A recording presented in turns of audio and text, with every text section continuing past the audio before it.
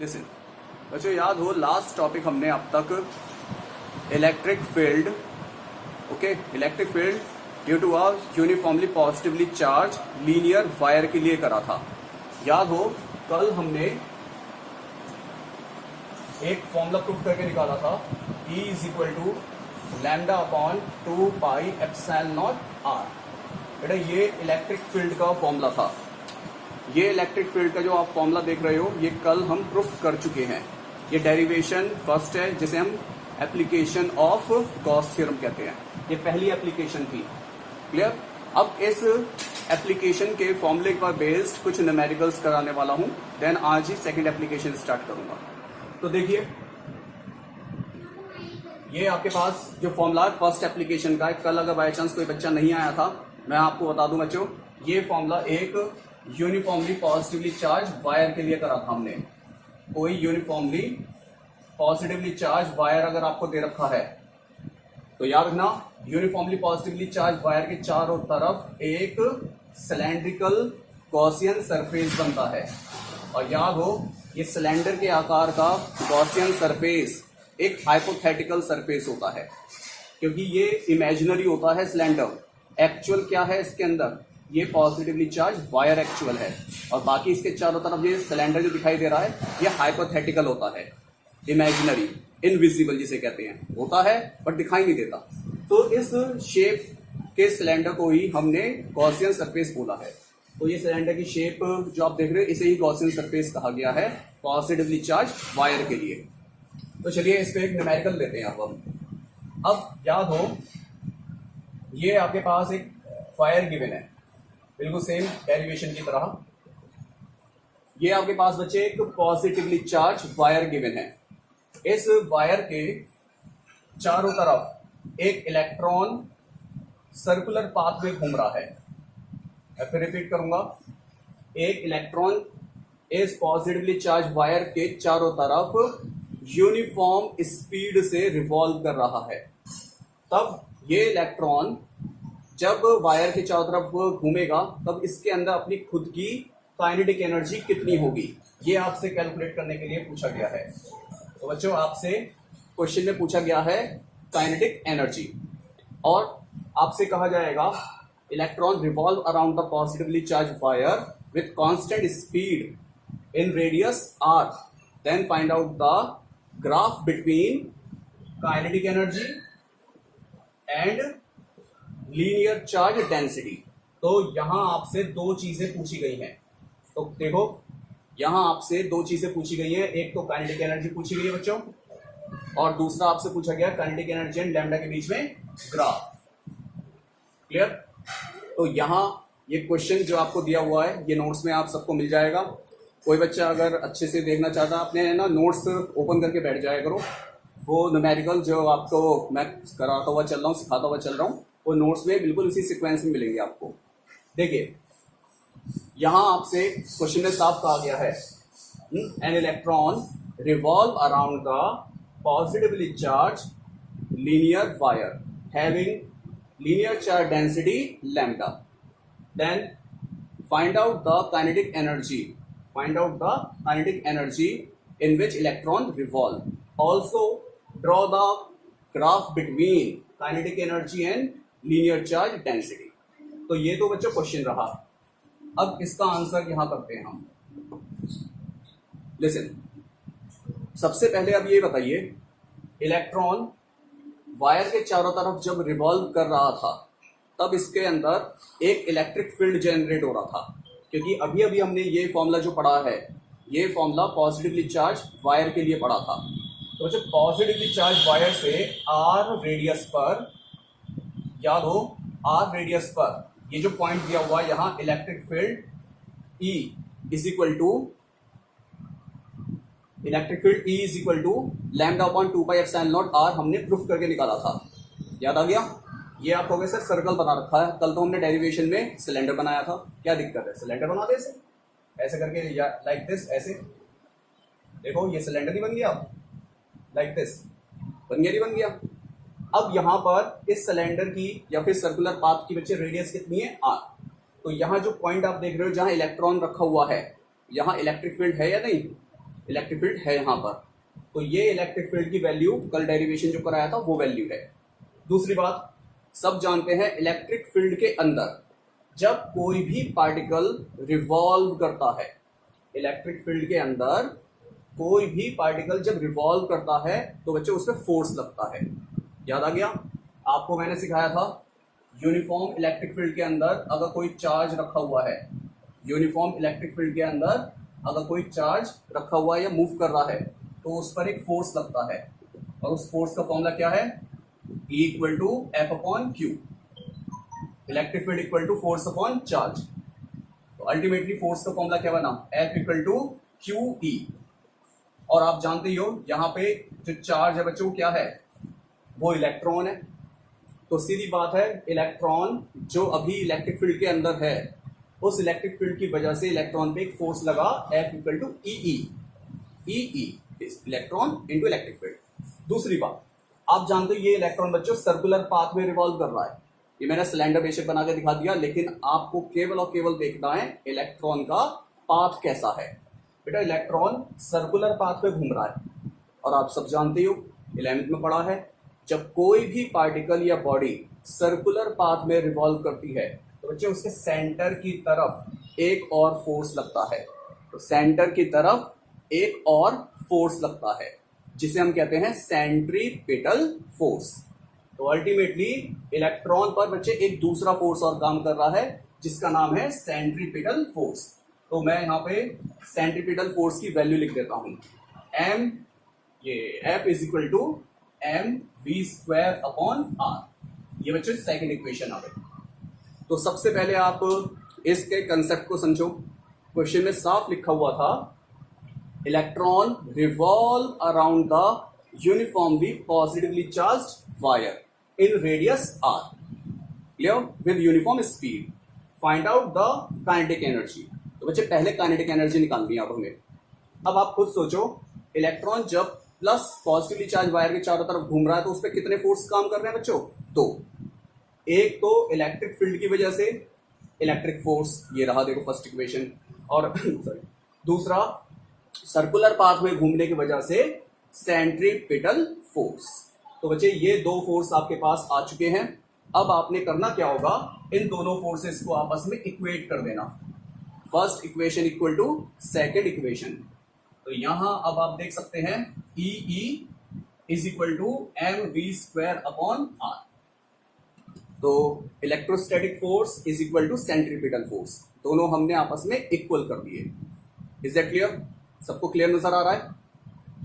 अब आप खुद ही सोचिए, ये जो कैपिटल ई है, एक मिनट, अभी अभिषेक बड़ा लेट आया है, फिर टाइम से आ जाया करो। विपिन आप भी लेट आए हो आज, और अभिषेक अभी तो माइक भी ओपन नहीं करा होगा अभिषेक ने, तो थोड़ा टाइम से आ जाया करो, न्यूमेरिकल खत्म होने वाला है पूरा।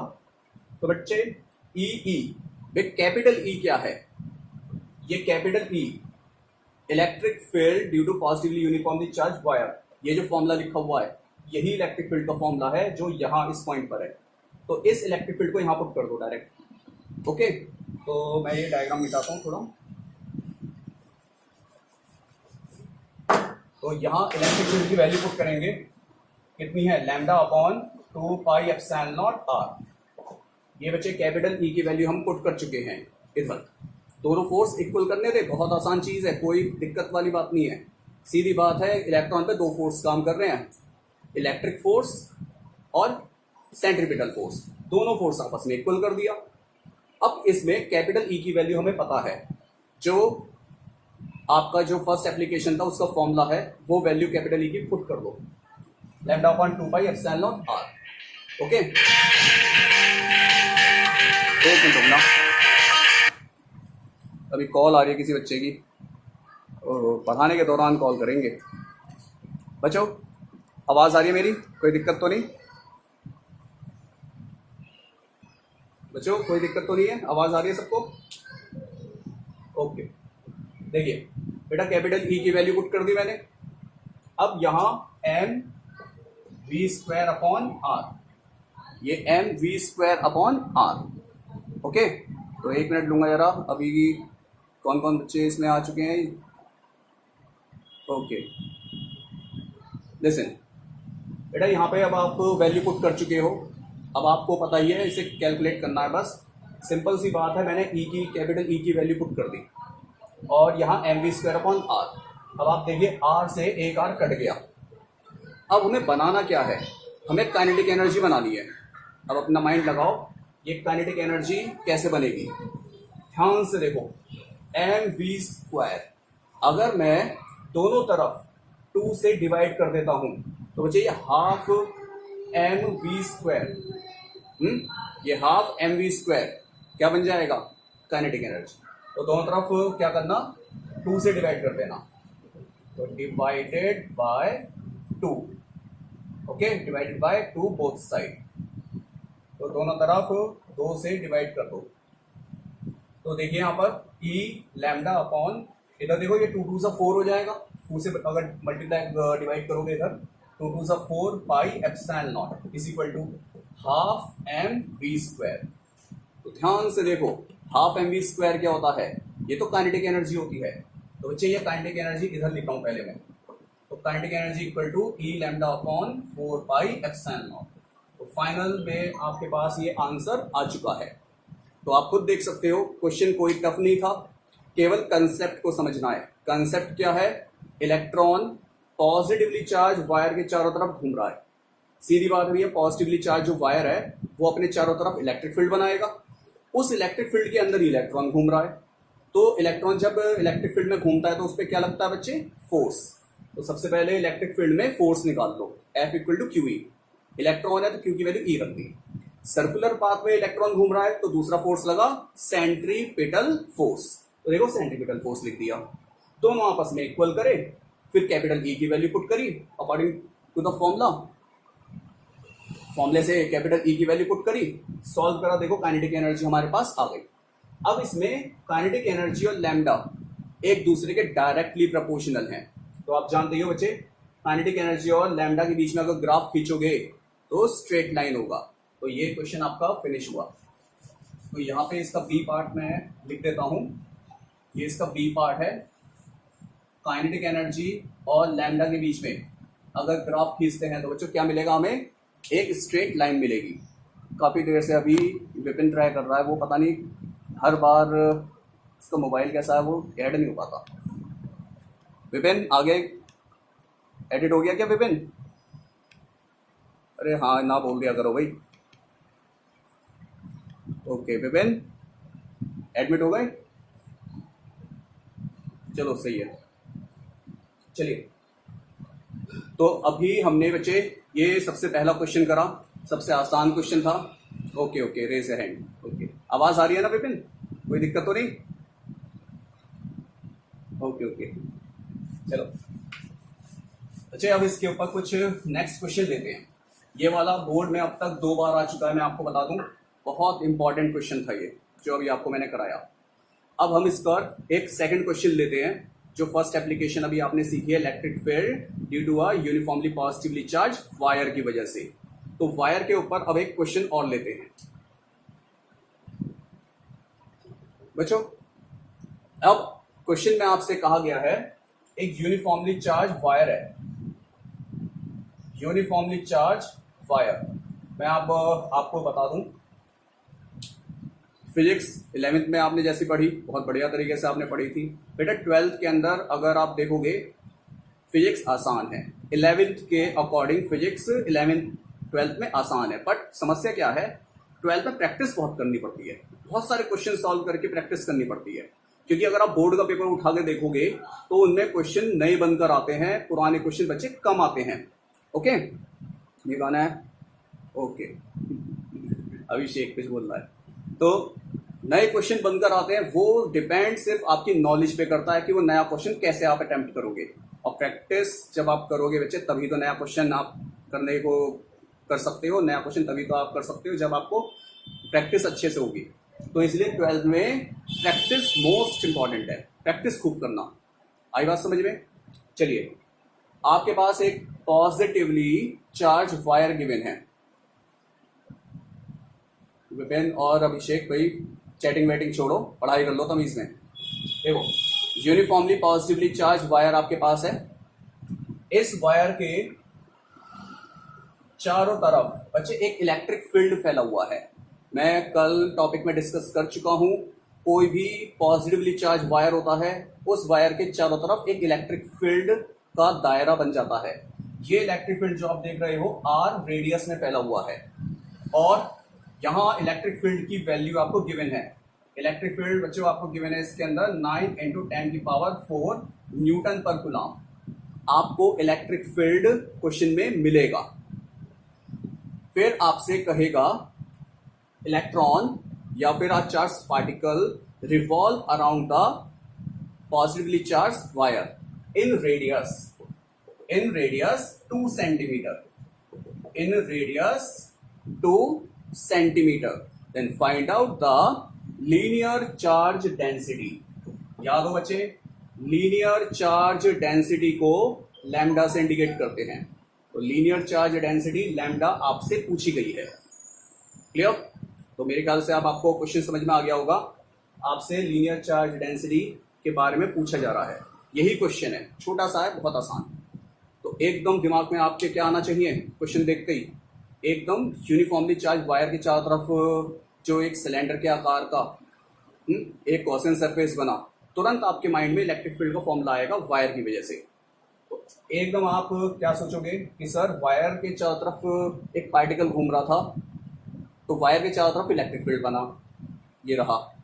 और वायर के चारों तरफ जो चार्ज पार्टिकल घूम रहा था वो आर रेडियस में घूम रहा था, उसकी रेडियस ये रही।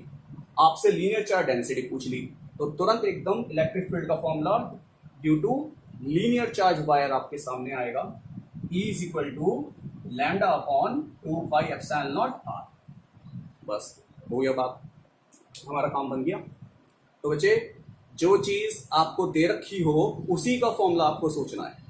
वायर के लिए क्वेश्चन है तो वायर के लिए इलेक्ट्रिक फील्ड का फॉर्मूला सोचो, वो है E = λ/2πε0 r। अब इसके अंदर आपको जो मटेरियल दे रखा वो पुट करो, लैम्डा कैलकुलेट कर दो। तो देखिए लैम्डा की वैल्यू हमें कैलकुलेट करनी है, ई दे रखा है, आर भी दे रखा है, बट हमें ε0 हमें पता है क्या होता है, 8.854 × 10⁻12। लेकिन एक चीज बता रहा हूँ, आसान कर रहा हूँ कैलकुलेशन, ध्यान से सोचो। अगर मैं 2 से मल्टीप्लाई और 2 से डिवाइड कर दूं तो अपॉन में बच्चे 1/4πε0 आएगा, जिसकी वैल्यू 9 × 10⁹ होती है। वो ज्यादा आसान है। तो आपने करना क्या है, 2 से मल्टीप्लाई कर दो और 2 से डिवाइड कर देना। देखिए 2 से मल्टीप्लाई करा बेटा, 2 से डिवाइड करा तो नीचे 4 हो जाएगा। ध्यान से देखो 1/4πε0, ये तो 9 × 10⁹ है, तो 9 × 10⁹। तो 1/4πε0 की पूरी वैल्यू ये होती है। जिस बच्चे को नहीं पता बेटा याद कर लो, ये तो बिल्कुल शुरू में कराइए कुलाम्स लॉ में मैंने। इसके बाद देखिए इंटू टू। ओके, लैम्डा पूछा गया है तो लैम्डा एज इट इज लिख देना, अपॉन, फिर अपॉन में बच्चे क्या है आर, क्योंकि 1/4πε0 की वैल्यू पुट कर दी हमने 9 × 10⁹। बेटा क्या बचा अब आर, ऊपर देखो आर कितना है 2 सेंटीमीटर, तो 2 × 10⁻²। ओके, 2 × 10⁻²। तो ये आपके पास 10⁻² मल्टीप्लाई कर देना इसके साथ। इलेक्ट्रिक फील्ड कितना गिवन है 9 × 10⁴। तो 9 × 10⁴ आपको इलेक्ट्रिक फील्ड दे रखा है। क्लियर? तो यहां से अब लैम्डा कैलकुलेट करना है, आसान बात है। तो यहां से अब आप लैम्डा कैलकुलेट कर लेना, इसकी क्रॉस मल्टीप्लाई इधर कर दो, तो लैम्डा = ये इधर आया पूरा। तो देखो ऐसा करना, 9 से देखो 9 कट गया बेटा, 2 से 2 कट गया, बचा गया ये आपका 10⁻² ऊपर गया 10⁻11 11 हो गया। अब ये 10⁻11 जब इधर आया तो 10⁻11 × 10⁻+4 बचा कितना 10⁻7। आई थिंक एक बच्चे ने भी आंसर में लिख के भेजा था, बिल्कुल सही 10⁻7। तो ये आपके पास लीनियर चार्ज डेंसिटी आ चुकी है। यूनिट तो सबको पता ही है, कूलम पर मीटर। तो बच्चे फाइनल आंसर आपके पास आ चुका है 10⁻7 कूलम पर मीटर। तो बहुत अच्छा क्वेश्चन था, इनकी प्रैक्टिस आपको करनी है। क्वेश्चन कोई टफ नहीं है, बस आपको प्रैक्टिस करनी है। क्लियर? तो 2 क्वेश्चन आपको ऑलरेडी करा दिए, एक और ले लेता हूँ जल्दी से। वो 1 नंबर वाला है, कैलकुलेशन वाला नहीं है, 1 नंबर वाला है। ये आपका पिछले साल का जो सैंपल पेपर था उसमें आया था क्वेश्चन। जब नेक्स्ट क्वेश्चन 3rd है,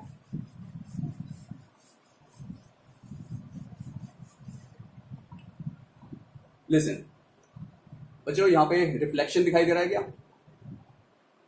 थोड़ा रिफ्लेक्शन आ रहा है आई थिंक, है ना। पर्दा पीछे से हट गया था, 1 मिनट रुको जरा, मैं पर्दा सही कर दूं।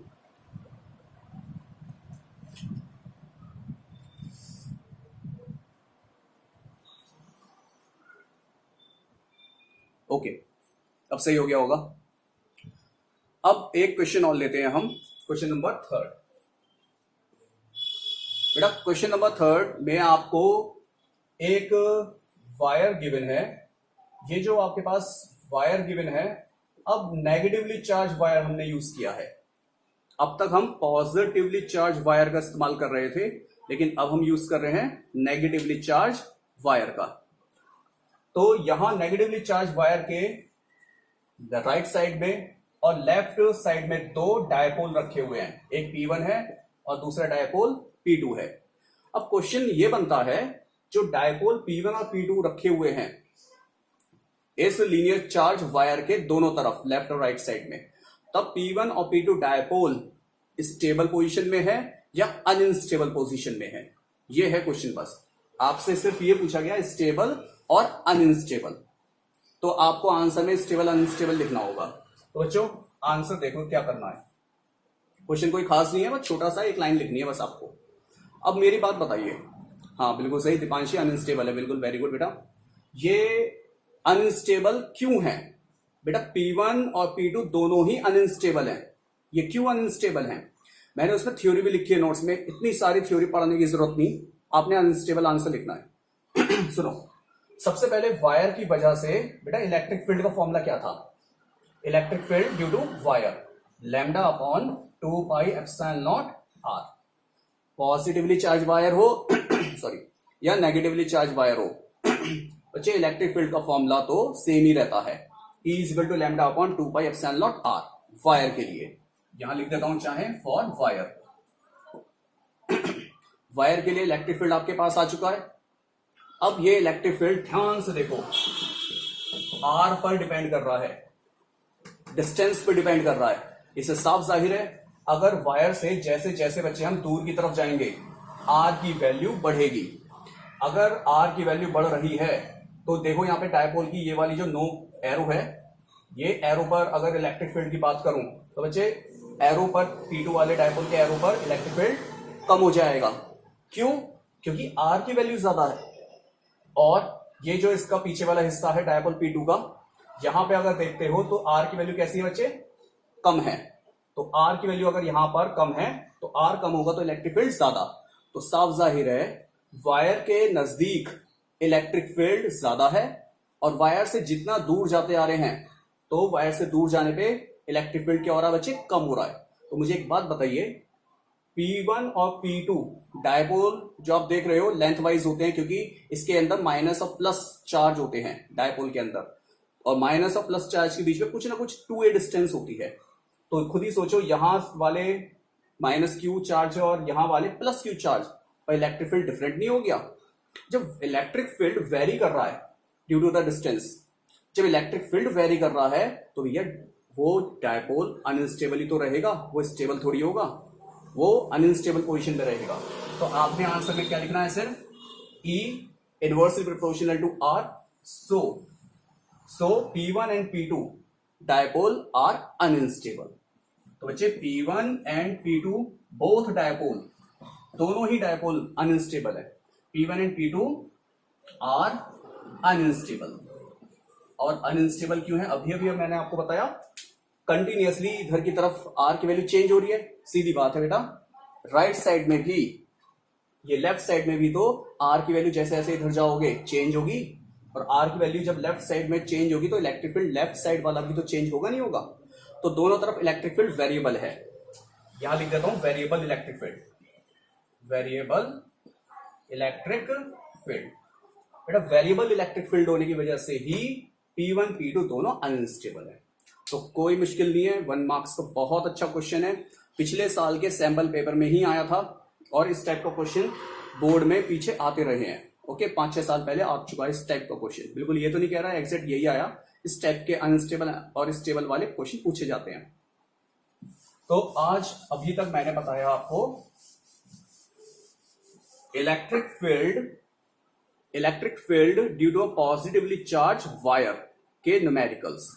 कल हम इसका डेरिवेशन ऑलरेडी कर चुके थे। क्लियर? आज मैंने 3 न्यूमेरिकल्स बताए, रिमेनिंग और भी न्यूमेरिकल्स आपको बच्चों असाइनमेंट के अंदर मिलेंगे और भी प्रैक्टिस करते चलना। अब हम करते हैं सेकंड एप्लीकेशन। याद हो गॉस का मैं पहला एप्लीकेशन करा चुका हूं और उस पर 3 न्यूमेरिकल। अब गॉस का सेकंड एप्लीकेशन करेंगे। तो ये है आपका electric field due to positively charged sheet, positively charged infinite sheet. बच्चे इनफाइनाइट शीट भी कह सकते हैं, खाली शीट भी कह दो, नो प्रॉब्लम। तो इलेक्ट्रिक फील्ड आपको फाइंड आउट करना है ड्यू टू पॉजिटिवली चार्ज। ये पॉजिटिवली लिखने का तरीका है शॉर्ट फॉर्म में। तो पॉजिटिवली चार्ज्ड शीट, तो आपके पास एक शीट गिवन है जो टोटली पॉजिटिवली चार्ज है। बच्चे ये शीट जो आप देख रहे हो टोटली पॉजिटिवली चार्ज है। अब इस शीट के राइट साइड पर एक सिलेंड्रिकल शेप का गॉसियन सरफेस बनेगा। सेम शीट के 2 फेस होते हैं। एक तो बच्चे ये राइट वाला, अगर ऐसे खड़े हो तो ये राइट वाला फेस, इधर की तरफ भी आपका इलेक्ट्रिक फील्ड जाएगा। ओके, शीट के याद रखना 2 फेस होते हैं, एक तो राइट वाला फेस होता है और एक बच्चे लेफ्ट वाला फेस होता है। राइट वाले फेस पर भी एक गॉसियन सरफेस बनेगा सिलेंडर की शेप का, और बेटा लेफ्ट वाला सरफेस ये भी तो पॉजिटिवली चार्ज है। अगर किसी लोहे की टीन को या लोहे की कोई पत्ती है, लोहे की कोई पत्ती हो, उसे अगर आप करंट का तार दो टच कर दोगे तो उस पत्ती के दोनों तरफ करंट होगा नहीं होगा? राइट साइड में भी करंट होगा बच्चे, लेफ्ट साइड में भी करंट होगा। तो याद रखना इस पॉजिटिवली चार्ज शीट जो करंट की शीट है, इसके राइट साइड में भी गॉसियन सरफेस बनेगा और लेफ्ट साइड में भी इधर की तरफ गॉसियन सरफेस बनेगा। तो गॉसियन सरफेस मैंने आपको कल बता दिया था। गॉसियन सरफेस होते क्या है बच्चों? गॉसियन सरफेस मैं आपको कल ऑलरेडी बता चुका हूं, ये एक हाइपोथेटिकल सरफेस होते हैं। गॉसियन सरफेस हाइपोथेटिकल सरफेस होते हैं जो नॉर्मल आंखों से दिखाई नहीं देते। एक्चुअल क्या चीज है यहां पर? एक्चुअल बच्चे ये शीट है जिसे प्लस चार्ज दिया गया है। बाकी ये सिलेंडर के आकार का ये हाइपोथेटिकल गॉसियन सरफेस है। ये जो आप सरफेस देख रहे हो इसकी एक तरफ से लेंथ r है और बच्चे दूसरी तरफ से भी लेंथ r है। तो टोटल गॉसियन सरफेस की टोटल लेंथ कितनी हो गई? 2r। तो यहां अब आपके सामने ये पॉजिटिवली चार्ज शीट के दोनों तरफ सिलेंड्रिकल शेप का गॉसियन सरफेस बना। अब इसके अंदर करेंगे क्या? ये जो इसका फेस एंड है, सिलेंडर के अंदर जो किनारे वाले भाग होते हैं उन्हें फेस एंड कहा जाता है। तो बच्चे ये P मान लेंगे वाला फेस एंड।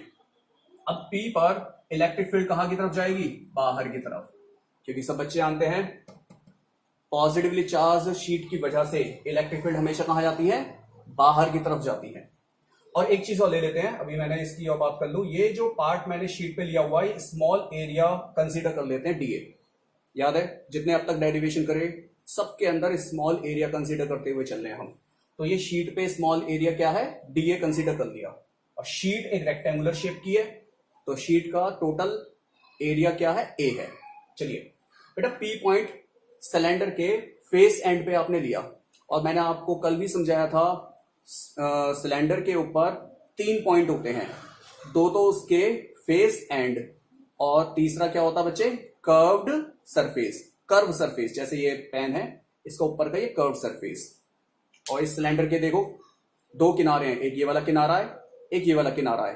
किनारे वाले पार्ट को कहा जाता है फेस एंड, और ऊपर वाले ऐसे इस जो पार्ट है ये सर्कुलर पार्ट, इसे कहते हैं कर्व्ड सरफेस। तो सिलेंडर के 3 पॉइंटों पर 3 फ्लक्स निकलेंगे। एक तो P पे निकलेगा, P पे सबसे पहले चेक करो इलेक्ट्रिक फील्ड बाहर की तरफ जा रहा है।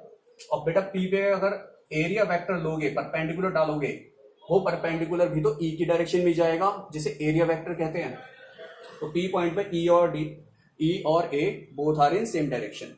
ये एरिया वेक्टर छोटा सा है तो डीए ले लेना बच्चे, क्योंकि एरिया देखिए हमने कितना लिया है, छोटा सा डीए, तो एरिया वेक्टर भी छोटा सा ही तो होगा। चलो इस पे आ जाओ। अब ये पॉइंट है आपका P dash, P dash, P dash पर बेटा इलेक्ट्रिक फील्ड बाहर की तरफ जाएगा। पी डैश पर इलेक्ट्रिक फील्ड कहां जाएगा, पीछे इधर की तरफ, क्योंकि शीट है, इधर प्लस इधर प्लस, तो ये वाले प्लस की वजह से इलेक्ट्रिक फील्ड कहां जाएगा, इधर की तरफ ही तो जाएगा, ये वाले प्लस की वजह से।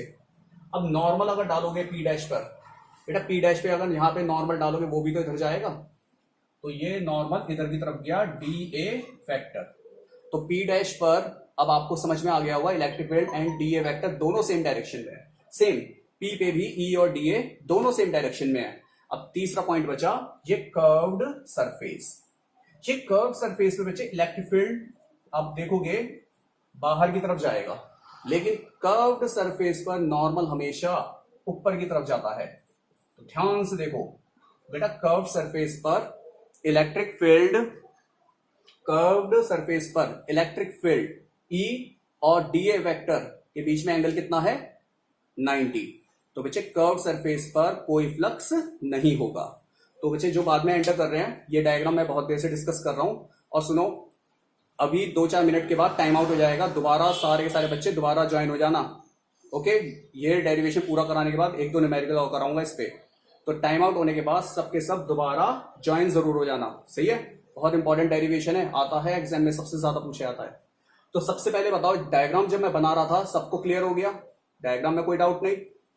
मेनली आपने क्या सीखा, 3 पॉइंट पे ही फ्लक्स निकलेगा, पी पर, पी डैश पर, और ये कर्व्ड सरफेस पर। कर्व्ड सरफेस पर अगर चेक करोगे फ्लक्स है ही नहीं, क्यों, क्योंकि एंगल 90 है और cos 90 0 होता है, इसलिए फ्लक्स 0 होगा कर्व्ड सरफेस पर। तो बच्चे ये डायग्राम मैं ऑलरेडी काफी देर से डिस्कस कर रहा हूं, जो बच्चे लेट आए हैं वो डायग्राम देख के अच्छे से स्टडी करो। अब करते हैं डेरिवेशन। सबसे पहले तो जो बनाया उसके बारे में 2 शब्द आप अपनी तरफ से बना के लिख देना। Consider a positively charge sheet having surface charge density sigma, having surface charge density sigma, sigma surface charge density होती है।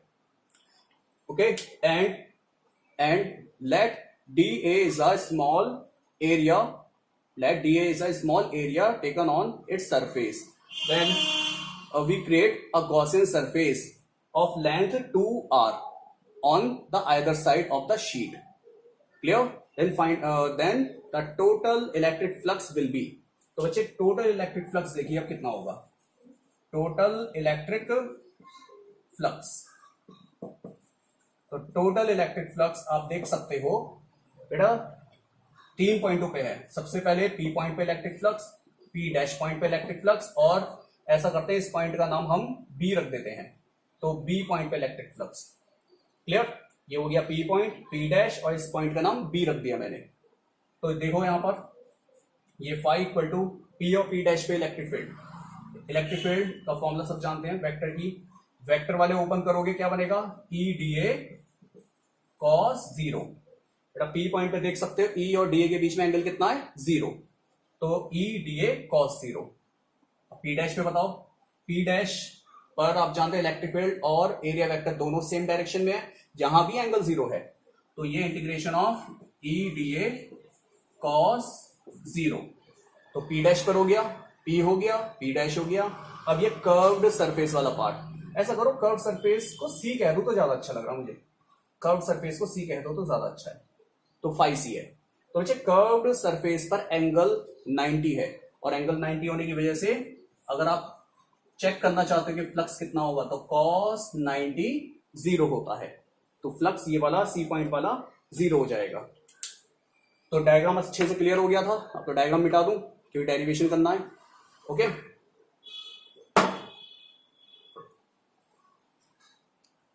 देखिए बेटा ये डेरिवेशन में हमने अब तक डेरिवेशन के अंदर आप देख सकते हो, सबसे पहले मैंने फ्लक्स की वैल्यू पुट करी है जो सिलेंडर के पी डैश और बेटा सी पॉइंट पर थे, तो सबको जोड़ दिया करो। टोटल फ्लक्स हमेशा जोड़ दिए जाते हैं, क्यों, क्योंकि फ्लक्स स्केलर क्वांटिटी है और स्केलर क्वांटिटी सिंपल वे में ऐड करी जाती है। तो टोटल फ्लक्स क्या होगा, 5 + 5p plus 5p dash plus plus 5c।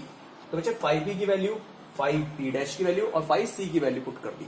तो अब आप देख सकते हो ये दो वैल्यू तो बिल्कुल सेम है, तो दोनों डबल हो जाएगी। तो डायग्राम मिटा देता हूं मैं, डायग्राम की नीड नहीं है अब।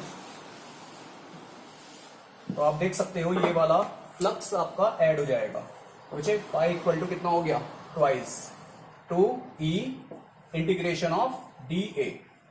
देखो E आप जानते ही हो एक कांस्टेंट का काम कर रहा है, क्यों?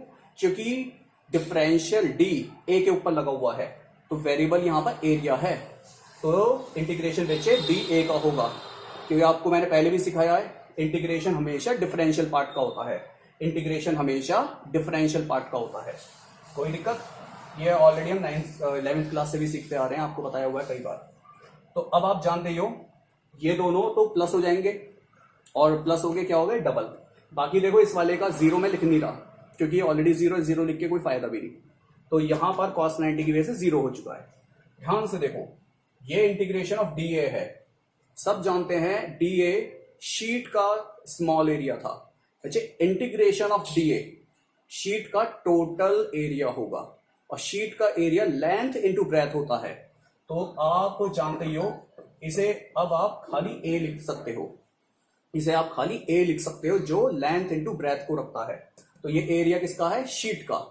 ओके, तो अब तक मैंने आपसे ये डेरिवेशन जो करा यहां तक कहीं भी गॉस का यूज नहीं करा, क्योंकि ये गॉस की एप्लीकेशन है। तो बच्चे अब यहाँ पे गॉस के एप्लीकेशन का इस्तेमाल करेंगे। तो यही इसके बाद हम करने वाले हैं बाय गॉस थ्योरम या गॉस लॉ। तो सब जानते हैं गॉस का लॉ क्या होता है, phi equal to q upon epsilon naught. तो बच्चे ये फाई की वैल्यू अब यहां पुट कर देना इस इक्वेशन में। इस इक्वेशन का नाम, अगर पीछे वालियों का नाम हमने रखा नहीं था, इसका इक्वेशन 1 रख दिया। तो अब इस phi equal to q upon epsilon naught को इक्वेशन 1 में पुट कर देना। ओके, तो यहां अब गॉस थ्योरम का इस्तेमाल किया जाएगा। तो फाई की वैल्यू बच्चे मैं पुट कर रहा हूं, q upon epsilon naught is equal to 2e into A. तो ध्यान से देखो E इज इक्वल टू कितना आ गया, Q upon 2 epsilon not A। ये क्रॉस मल्टीप्लाई करके 2a नीचे आ गया। तो ये आपके पास इलेक्ट्रिक फील्ड का फॉर्मूला आ चुका है। अब इसके अंदर आप सब जानते ही हो Q अपॉन A को सरफेस चार्ज डेंसिटी कहते हैं। तो आपको याद आ रहा हो बिल्कुल चैप्टर की शुरुआत में sigma equal to Q upon A मैंने लिखवाया था। बेटा इस सिग्मा को ही कहा जाता है surface charge density which is equal to Q upon A। अब Q अपॉन A की जगह सिग्मा रख देते हैं। तो अब आपके पास ये इलेक्ट्रिक फील्ड आ चुका है, यही हमारा रिक्वायर्ड इलेक्ट्रिक फील्ड है due to a positively charged sheet.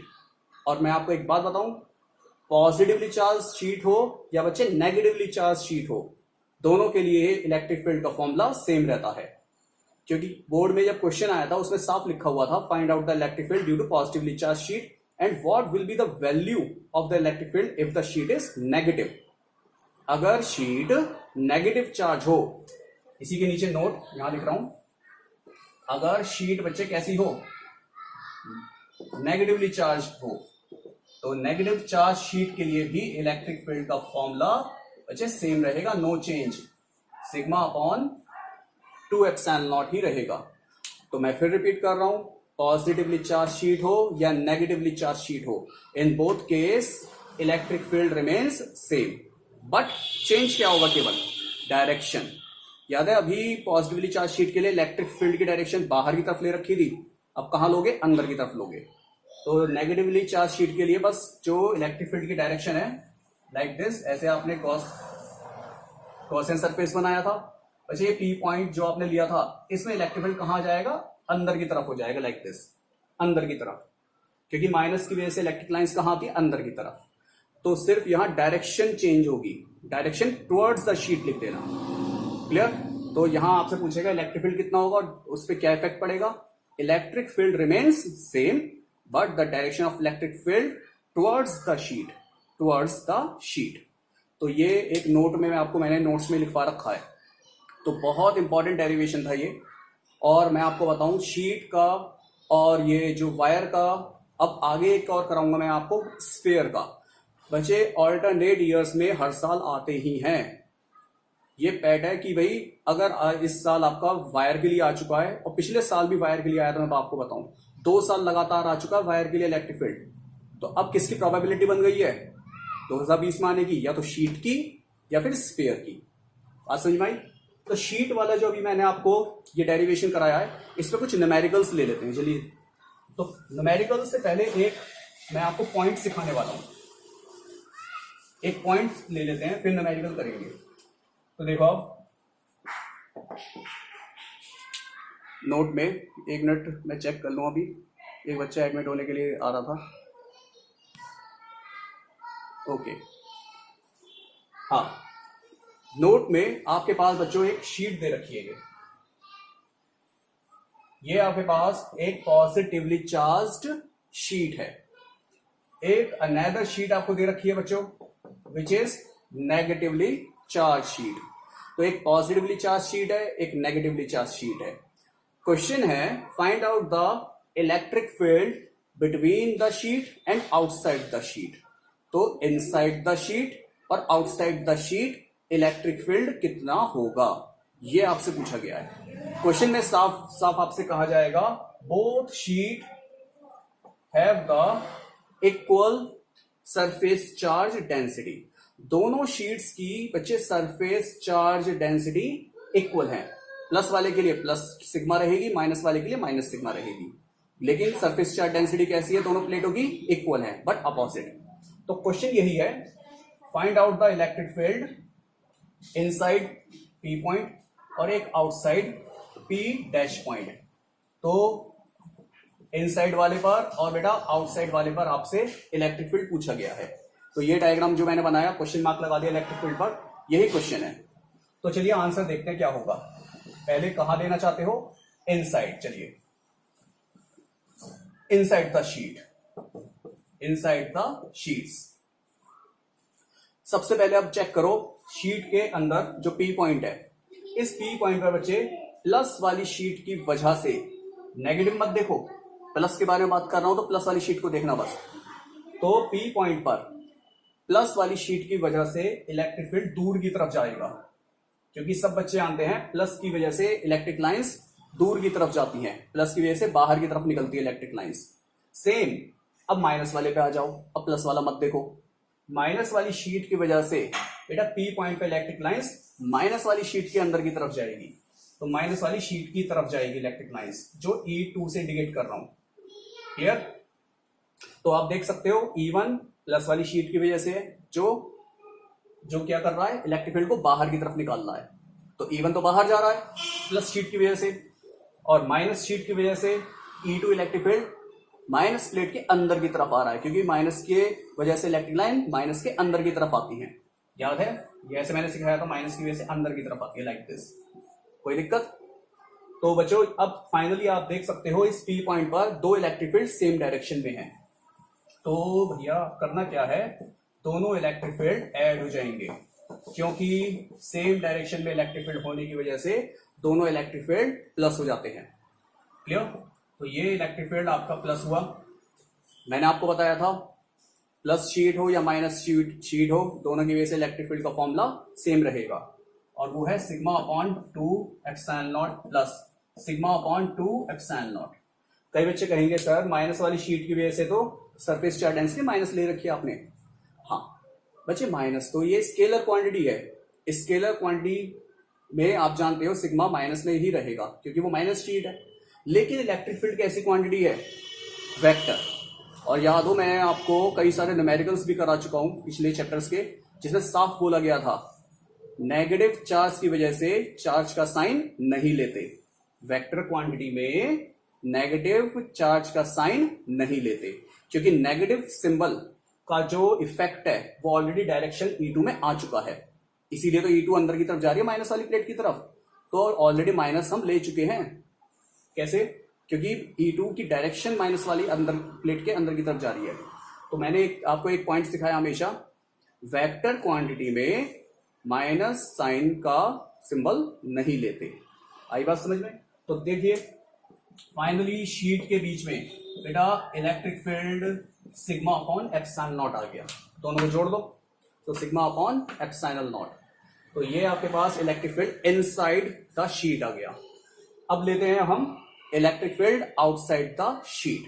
तो जो बच्चे नोट भी कर रहे हैं जल्दी नोट कर लेना इसे, और वैसे नोट्स में मैंने बाकायदा हर पॉइंट को आपको डिस्क्राइब करा हुआ है, ओके, तो वहां से आप देख सकते हो। अब लेते हैं आउटसाइड, ये वाला। तो outside the sheet, outside the sheets. तो बच्चे ये आउटसाइड द शीट हम यूज करेंगे अब। तो आउटसाइड द शीट आप जानते हो ये पॉइंट जो गिवन है, यहां पर इलेक्ट्रिक फील्ड प्लस वाली शीट की वजह से कहां जा रहा है, बाहर की तरफ। ये तो इवन हो गया क्योंकि प्लस की वजह से इलेक्ट्रिक लाइन कहां जाती है, हमेशा बाहर की तरफ जाती हैं। तो ये पी डैश पॉइंट पे इलेक्ट्रिक फील्ड प्लस वाली शीट की वजह से कहां जाएगा, बाहर की तरफ। सेम माइनस वाली शीट की वजह से बेटा पी डैश पर इलेक्ट्रिक फील्ड कहां आएगा, अंदर की तरफ, क्योंकि माइनस की वजह से इलेक्ट्रिक फील्ड हमेशा अंदर की तरफ आता है। तो अब आप देख सकते हो प्लस वाली शीट की वजह से इलेक्ट्रिक फील्ड बाहर जा रहा है और माइनस वाली शीट की वजह से इलेक्ट्रिक फील्ड अंदर आ रहा है। तो दोनों इलेक्ट्रिक फील्ड एक दूसरे के अपोजिट है। तो नेट इलेक्ट्रिक फील्ड कितना होगा फिर बच्चे, net electric field E1 plus E2, okay. लेकिन यहां पर आप जानते हो अपोजिट होने की वजह से या माइनस का सिंबल आ जाएगा, क्योंकि E2 E1 के क्या है, अपोजिट, इसीलिए E2 क्या हो जाएगा बच्चे, माइनस हो जाएगा, ओके। E1 की वैल्यू कितनी है, सिग्मा अपॉन 2 एप्सिलॉन नॉट, और E2 की वैल्यू भी same sigma upon 2 epsilon naught ही होगी। तो फाइनली आपके पास ये outside the plate electric field कितना आ गया, 0। तो प्लेटों के बाहर इलेक्ट्रिक फील्ड की वैल्यू कितनी होती है बच्चों, 0 होती है। क्लियर? कब होगी, केवल जब दोनों प्लेटों पर सरफेस चार्ज डेंसिटी इक्वल हो। बात समझ में आई, या अपोजिट। तो देखो ये सिग्मा है प्लस में, ये है सिग्मा माइनस में। अब नोट्स में मैंने आपको इसमें नेक्स्ट पॉइंट बताया जिसमें सरफेस चार्ज डेंसिटी बच्चे वेरी कर रही है। तो ये क्वेश्चन तो आपको क्लियर हो गया, बहुत आसान है। नेक्स्ट एक क्वेश्चन और लेते हैं जो मैंने आपको कराया हुआ है। नेक्स्ट सेकंड केस में आपके पास सपोज करो 2 शीट हैं। पहली शीट की सरफेस चार्ज डेंसिटी सिग्मा 1 है, और जो सेकंड वन शीट है बेटा, सेकंड शीट की सरफेस चार्ज डेंसिटी ये भी प्लस में ले रखी थी मैंने, याद आ गया, ये भी प्लस में ही ले रखी है, और ये सरफेस चार्ज डेंसिटी कितनी है, सिग्मा 2 है, ओके। ये सिग्मा 2 है। अच्छा टाइम ओवर हो गया क्या, देखो कितना टाइम हो चुका है। चलो ऐसा करते हैं, आज के लिए मैंने काफी कुछ करा दिया। आप अपनी नेक्स्ट क्लास के लिए रेडी हो जाना। मैं बाकी है ना आपको कल कराऊंगा, क्योंकि कई बच्चों का मैसेज आ रहा है कि सर अब कल करा देना। तो बच्चे ऐसा करते हैं, बाकी हम कल पढ़ते हैं, सही है। आज के लिए क्लास ओवर कर रहा हूं मैं, ओके बेटा।